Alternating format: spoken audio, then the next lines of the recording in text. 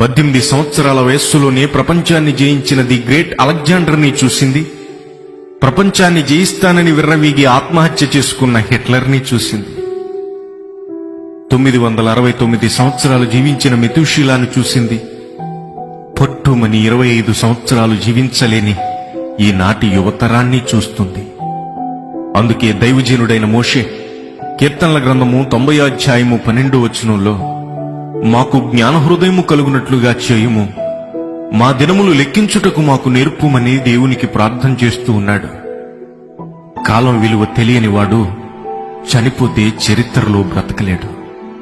కాలం విలువ తెలిసినవాడు చనిపోయిన ప్రజల గుండెల్లో బ్రతికే ఉంటాడు.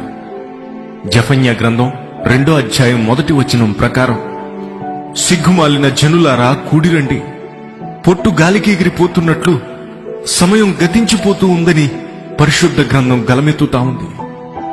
కాలం విలువ తెలుసుకోక ధనమే విలువైనదని ధనాన్ని కూడబెట్టడానికి నీ కాలాన్నంతా ఉపయోగిస్తే బంధాలు వీగిపోతాయి, కుటుంబం కూలిపోతుంది. ఏదో ఒక రోజు డబ్బు నిన్ను వదిలిపోతుంది.